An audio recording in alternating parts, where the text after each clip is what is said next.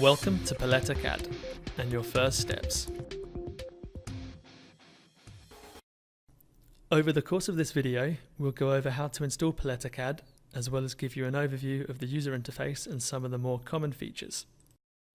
Before installation, please ensure you've closed all other programs.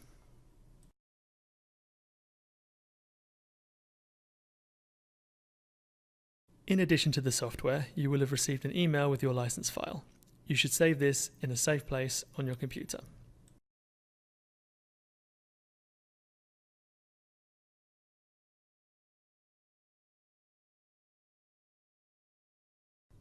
If you have not done it already, activate the license now with a double click.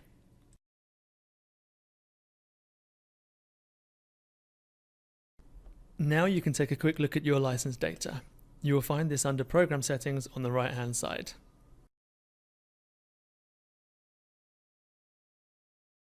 Here you will see your company details, your customer number, and your license modules.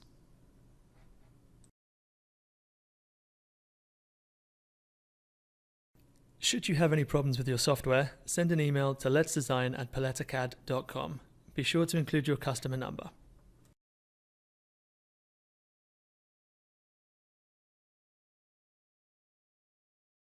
Once installation is complete, you should check if you have the newest version installed. From the Start screen, select Updates, then click Program Updates. Here you can see that we already have the latest version installed. If that was not the case, you would be asked if you would like to download and install the newest version. CAD is updated every 6 weeks, so be sure to check this often. The updates for your object and material catalogs occur more regularly. To access these, use the Catalog Update Manager.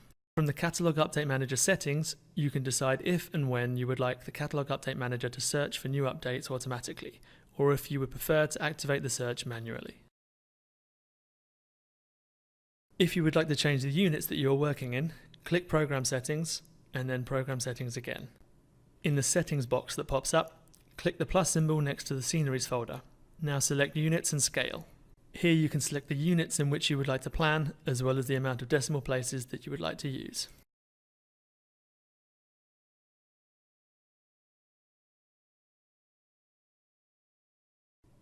Now we'll take a quick look at the Start screen. Here you will see 4 windows. The window in the top left is the Create New Project window. Clicking here creates a new blank plan. This is useful if you work with Paletta at work or Paletta at home on a tablet and you would like to import the plan data.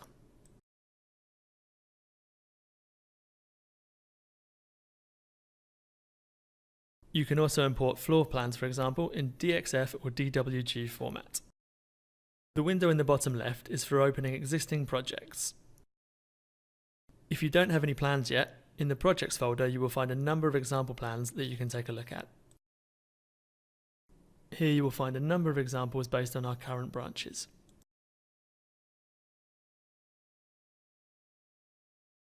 On the right hand side you will find the Quick Launch area for recently used projects. These will open with a simple click. If you see a file with a missing Paletta symbol, it is likely that this file has been moved or possibly deleted. In this case, you will need to find it with the Open Existing Project window.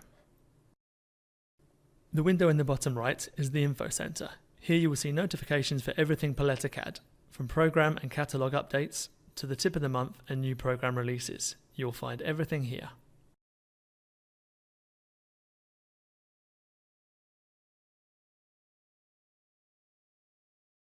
In the beginning, the most important window is in the top right, Create Project with Room.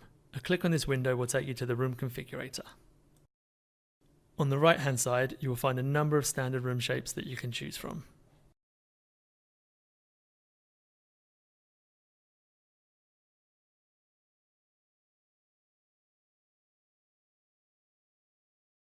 On the left hand side, you will find the buttons that rotate and mirror the room.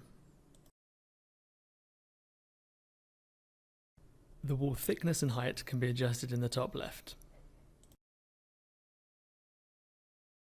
In the center you can adjust the lengths of the walls. Simply click in a number field and change it as needed. To move between the walls, hit the tab key or click in the number field for the desired wall. Hitting the enter key or clicking OK will generate your room. If you've made a mistake, in the top right corner you can click the small X to close the plan. You can then start over.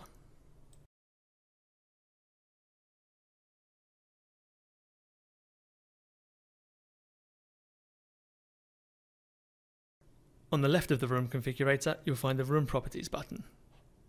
Click this to adjust the settings for all new rooms. Here you'll find a number of checkboxes across the top. These allow you to give standard colours or materials to the architecture of your room. The first of these boxes is for the inner coverings of your walls. Later you can add tiles, wallpaper and more as desired. The second checkbox is for the plan view of your walls. As you can see, this is black, as is the standard for architects. The third box is for the floor, and by default this is white. This can be easily changed with a click on the material box. This opens the material catalogues, where you can then select another colour. Grey works well as it helps to differentiate the floors from the walls in the plan. Later you can of course choose more specific materials. The fourth box allows you to do the same for the ceiling. By default this is not selected as it can hinder your view when it's not hidden. It can also be added very easily later on, as you will see.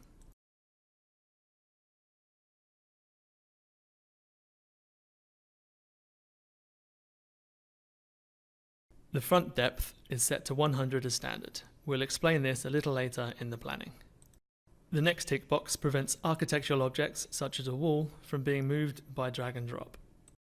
This helps prevent potential accidents.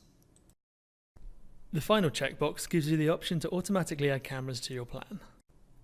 You can also easily add more later should you wish. The three number fields control the basic values for the cameras. These can be changed simply by clicking in the fields and entering your desired values.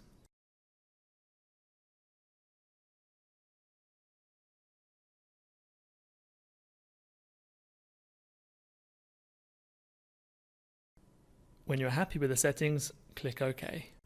These will now become the standard settings for your future rooms. When you're happy with all of the settings for your room, click OK and the room will be generated. Now that you have your room, the first thing that you should do is save your plan. In the top left, click on the blue floppy disk symbol. Select the place that you would like to save the data to and give it a meaningful name. Then click Save. Now we'll go over the 4 standard windows that you will use in your plan. Click on the title bar of a particular window to make it the active window.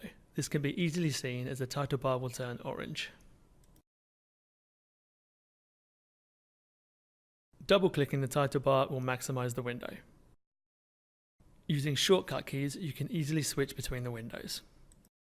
F6 takes you to the plan view. F7 takes you to the front view. F8 takes you to the axonometric view, and finally F9 opens the perspective view. Another double click on the title bar will return you to the 4-window view. Now we'll explain the 2 windows to the left. With these 2 windows you will do the majority of your planning. Only in these 2 views can you place objects accurately. The window in the bottom right gives you the axonometric view. This view is mainly used to select objects or surfaces that are difficult to reach in the other views and to control the work you've already done. The perspective window in the top right gives you the view from the active camera. This window is mainly used for making presentations.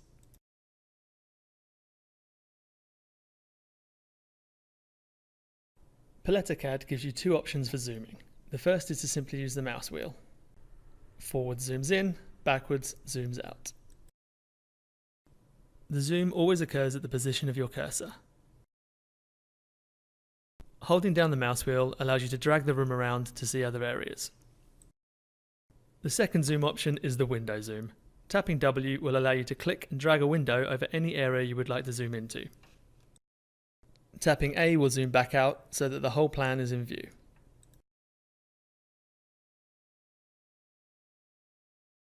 In the title bar of each window, you'll find a number of different buttons.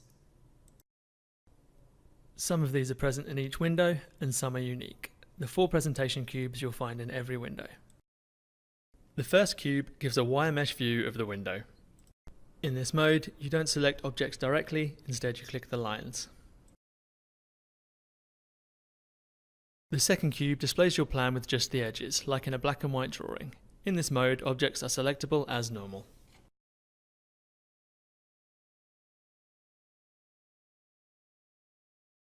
The third cube is the colour presentation cube. This shows all objects and materials in colour. This is your standard planning view.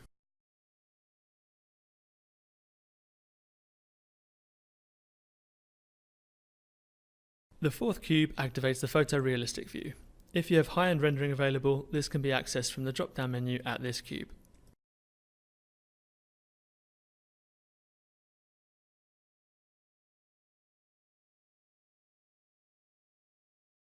The watercolour and marker styles can also be accessed from this drop-down menu.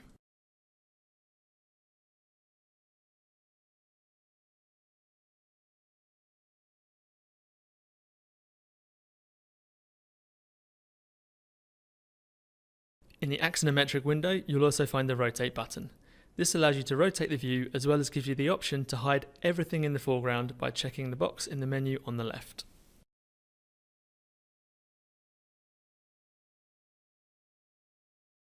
Everything will now stay hidden until you uncheck the box.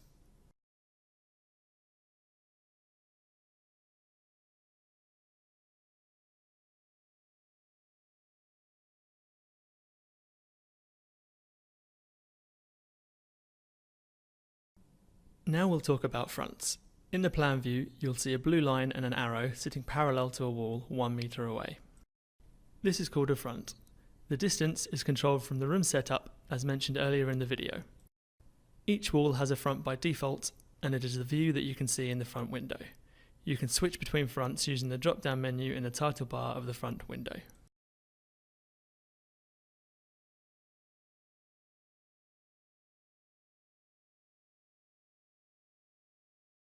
In the title bar of the plan window, you'll find a blue button labelled Fronts. This is how you control your fronts. In the action menu to the left, you can name your fronts, for example door or window, so that you know exactly where you're looking. After this, you'll see the names in the drop-down menu.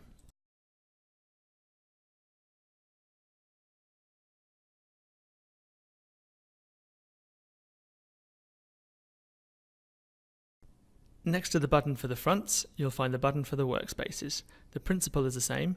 You can adjust the position and size of the workspaces and rename them as needed. To the right of the fronts button, you'll find the cameras button, and this works in a very similar way.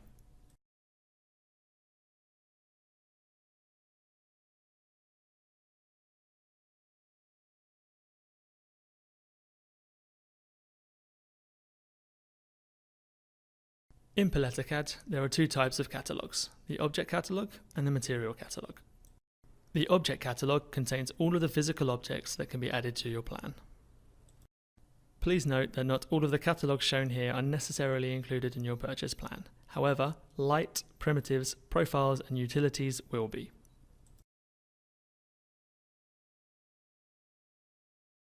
The colour catalogues that you can see here are all optional in your software package. Every catalogue contains subfolders and files laid out in a branching structure. Click the plus symbols to open each folder. When you get to the end of the branch, you'll see a preview of the objects that you have navigated to on the right-hand side.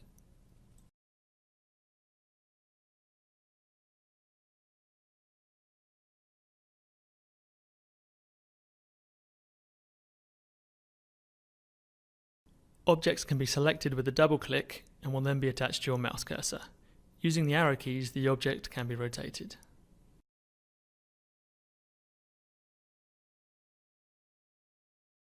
When you place the object in the plan window, the object will be placed on the floor. If you are not yet familiar with the content of your catalogues, you can use a search function. Select a catalogue, click in the search field and enter what you would like to find. Here we'll just search for a simple clock.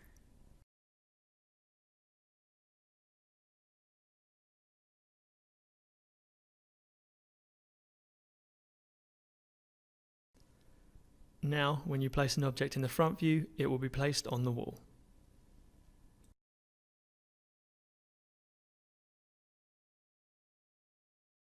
customers with the bathroom and sanitation branch will find a third catalogue between the object and material catalogues, the sanitation catalogue. This contains all of the ARGA objects. The material catalogues contain all of your available colours and textures. You can also use the search function here in the same way as the object catalogues. Materials and textures can be placed on objects and surfaces with a simple drag and drop. Simply drag the desired material directly from the material catalogue onto the object or material of your choice. For example, you can quickly and easily change a glass shelving unit to wood.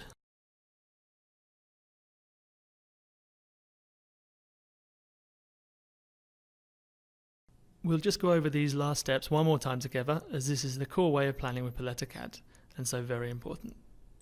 Objects are always selected with a double click from the object catalogue. Materials are taken directly with a drag and drop from the material catalogues and placed onto an object or a surface of your choice.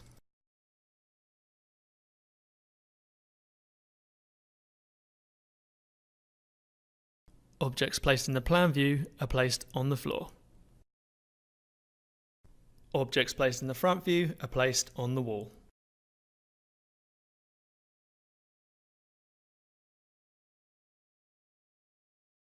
Now we'll show you how to add a door. Select the appropriate wall in the plan view with a click to activate the corresponding front view. Now click the Insert tab. Here you'll find the Door button. This is a good example of an intelligent object. With the options available here, you have the possibility to adjust all of the elements of the door. From the drop-down menu, you can select the piece of the door that you would like to adjust. You can then adjust the height and width as needed. Once again, you can use the Tab key to jump between number fields. Confirm your options with OK. The door will now be attached to your mouse cursor and can be placed in the front window. As you can see, the wall turns yellow, indicating that the door can be embedded in the wall. With a left click, you'll set the door in the wall. In the control area in the lower left, you can adjust more precisely where you would like to place your door. When you enter a value, the door will jump automatically to the position. The red border that you can see surrounding the door indicates that this is a selected active object. In the upper left, you'll find the object controller. Every intelligent object has a menu in which all of its settings can be adjusted. For doors, you have the possibility to switch the orientation, the opening direction, or how open or closed the door is. When you click Advanced Settings, it will take you back to the options shown to you when you originally created the door.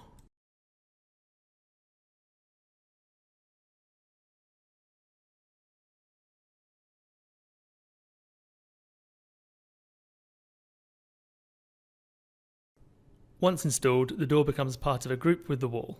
If you deselect the door with a click into the empty space and then try to click the door again, you'll see that it is not the door that is active, but the whole wall. On the right hand side, you'll find the object list. This is where all built-in objects in the plan are listed. A small plus symbol sits in front of the name of each group.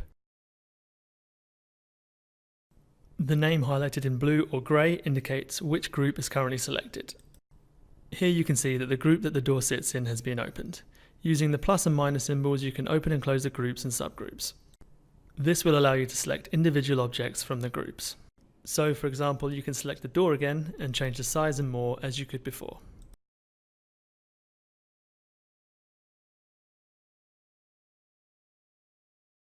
The window installation works in exactly the same way.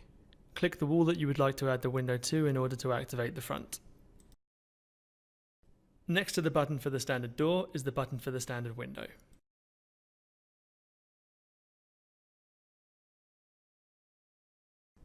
Enter your desired dimensions, place the window in the wall and adjust its position as needed in the control area in the bottom left.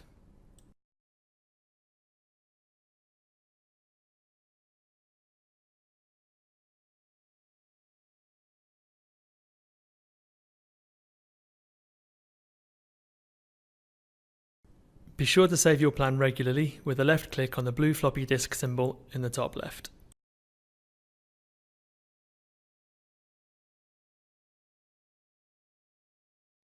It takes just a few steps to make a compelling presentation for your customer. Next to the standard door button, you'll find the ceiling button. Select the in-room option and then left click anywhere within the confines of the room in the plan window. Now we need to select one of the preset cameras via the drop-down menu in the perspective view.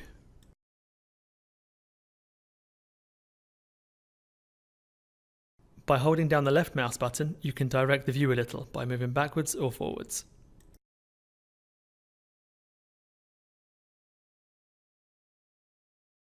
To add a nice view from the window, right-click in the perspective view and then select Background from the menu.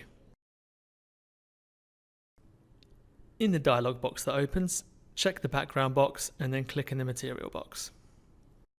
This will open the material catalogues. From here you can navigate through the construction and furnishings catalogue or the interior design catalogue.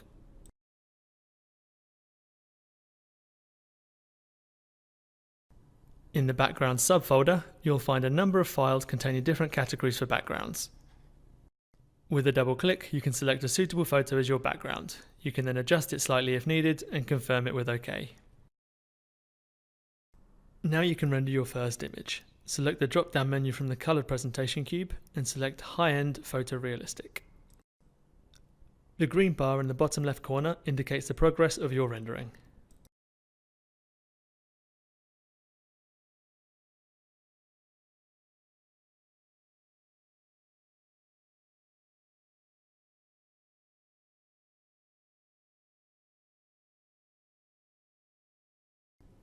If while in the process of planning you've lost your menus, material list or resized your windows and you need to return it to the default setting, there is an easy way to do this. Simply click the File tab and then select Program Settings. Here you'll find the Restore Program Interface function. Click this and choose to restart now. When the program restarts, reload your plan and you'll see that all the menus in the windows have returned to normal.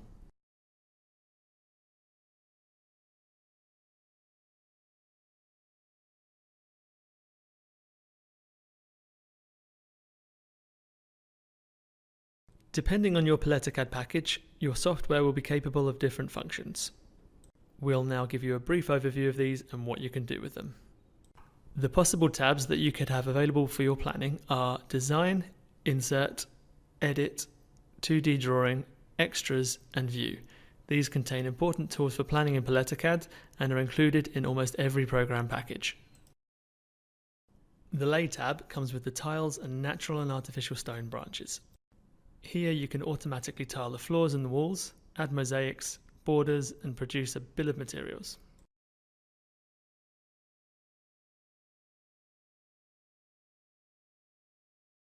The Wood Technology tab comes with the branch of the same name. Here you have the adaptable wood technology board, the board manager and many other tools perfect for planning with wood. The tools available to you in this branch are the foundation for creating pieces on CNC machines. The final tab is Expose. This allows you to create individual presentations for your customers in PDF form or to create full-scale prints. Here are a few examples.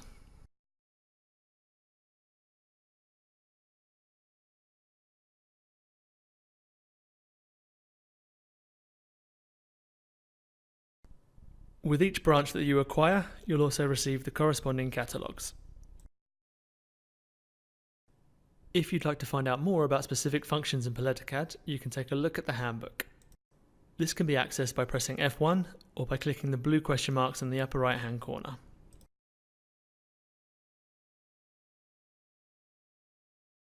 Enter a keyword in the search field that you'd like to know more about and you'll see all topics associated with this listed below.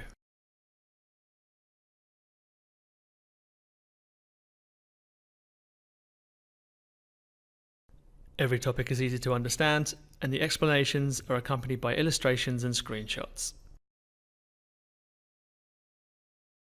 There are direct links to topics in the handbook built into almost every function of CAD. You can see this here with the button in the Object Catalog,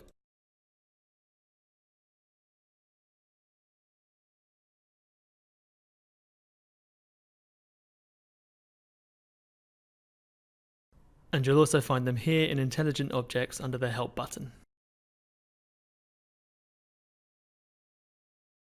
To get the most out of CAD and to save you time, one-to-one online training is also available. Simply contact Let's Design at paletacad.com to arrange this now. This can be personalised depending on your needs and is the fastest way to start planning professionally. Thank you for watching. We hope you get off to a great start and have a little fun in the process.